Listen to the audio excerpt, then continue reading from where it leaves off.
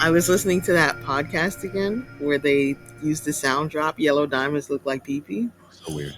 and I realized that not only did they use the sound drop of the guy from the clip saying that, they put an echo behind it.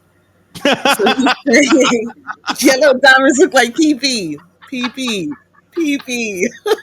Yellow diamonds look like pee pee.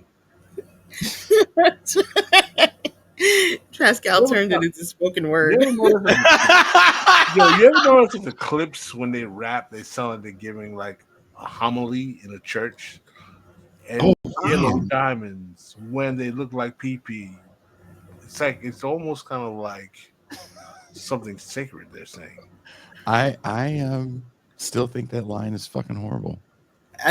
It's hilarious. There is an incantation kind of aspect to To what they do. urine Yeah. colored diamonds. They say it like you're supposed to repeat it in a cloak, um, in a dark room with a bunch of other people with cloaks on. I think isn't their father a pastor or something?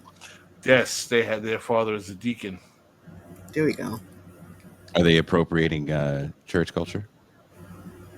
I don't think it's intentional. It's just their style. I mean, first of all, Toussaint, what did you think of Ray Gunn's breakdancing performance? Did it upset you as a young person that made their money Pop locking. pop locking on the cardboard in the Times Square? They do it on the trains, and they do this weird flip next to people's strollers. Weird. Yeah, I'm so tired of people dancing on the train.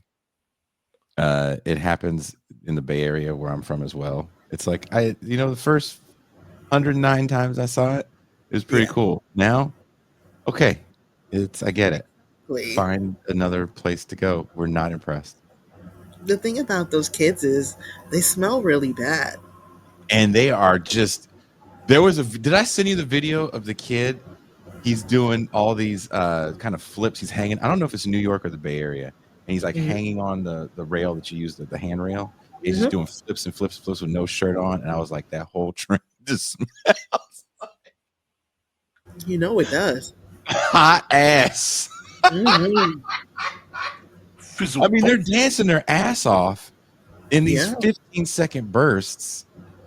I get it, but it's like, dude, it's hot in here. Windows don't open, brother. Windows don't open, brother. Can you imagine me saying that to one of these? Like, hey, these windows don't open, brother. We're having a heat wave today, and you are making it much more unbearable. We will give you money to not dance. And you have to say it like a preacher, so it'll have meaning. It'll be meaningful. Anton said, "Did MT say they smell real bad?" Am I lying? Horrible. It's hot. It's hot. Hell is hot. But what did you think when you saw Ray Gunn's performance? Did you laugh? Did you think, I can't believe she took the Bronx this far down hell? She took us worldwide, I thought it was interesting that it looks like that came out like 2 months ago, or at least it was uploaded. Oh, the Australian. Yeah. It's actually relatively new. Yeah. Yeah, it's weird to be talking about it this much later. It was such a phenomenon at the time. But it was interesting. There was some background information that I got that was new. I knew she was a PhD and she had some scratch, as they say. But she's a PhD in breakdancing, which I feel like if you have a PhD in breakdancing, while you're probably a good ambassador for the country in global affairs like the Olympics, you also aren't serious about having a job. Yeah, let's see Ben Burgess try to pull that one out. I'm going to teach the Rutgers with my PhD in breaking.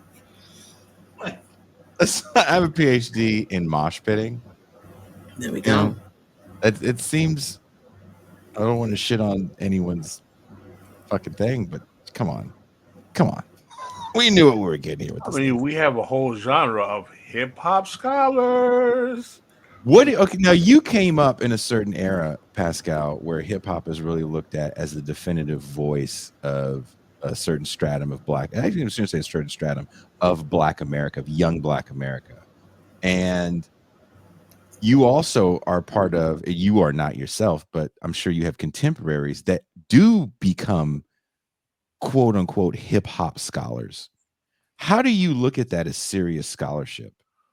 I really don't. I think that what happens is that the over fascination with hip hop as the form of revolutionary art form of a generation, plus the hyper commercialization of the art form and the way it's capitalized, particularly in the 80s, make it the voice of a politics that never happened.